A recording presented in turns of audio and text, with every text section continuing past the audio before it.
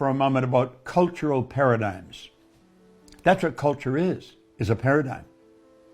Every country has a culture. Every company has a culture. Schools have a culture. And your family has a culture. And so do you.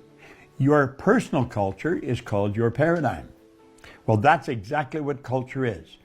Culture is nothing but a group of habits that control the behavior of the people in that particular area, in that culture.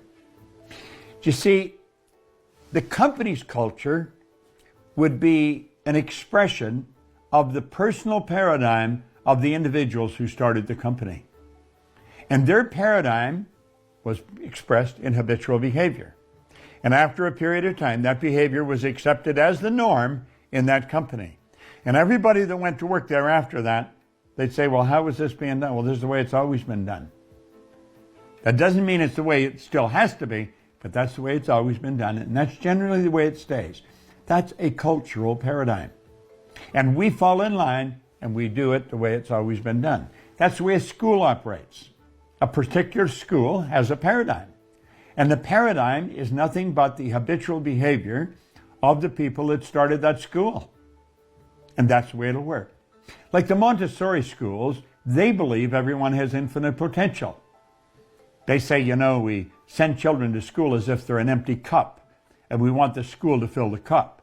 She said, in truth, this is Madame Montessori, in truth, the cup is already full. The school's job is to show the student how to bring out what they've already got. You have perfection within you.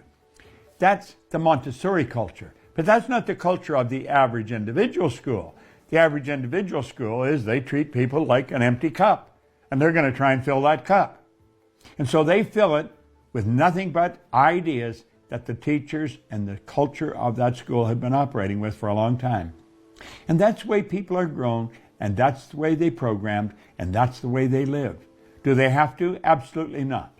Every one of us are God's highest form of creation. Every one of us. That means we have infinite potential. Do you know, as I'm talking about this and I'm thinking countries have a culture. When there is a war and one area wins the war, they generally go in and change the culture of that country. Now, I lived through the Second World War. I was born before it started, and I grew up as a young person during the war. And when the war was over, the culture of the countries that started the war was changed. And it was changed quite dramatically. It was changed by the people who were victorious in the war. And that's the way it's been if you go all back through history. When a new individual buys a company, they generally bring in their own hierarchy. They'll bring in their own CEO, and the CEO brings in their own team of executives. And what that group does then is they infiltrate the company with their new culture, and that changes the company. If a company's struggling, quite frequently the new culture will cause that company that had been struggling for years to all of a sudden become very successful.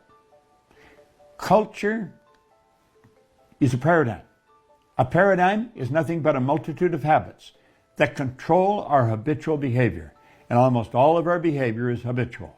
That's true in countries, in companies, in schools, in families, and in individuals. Culture is nothing but group habit. You think about that for a while, and you'll see just how accurate it is. This is Bob Proctor. Thank you.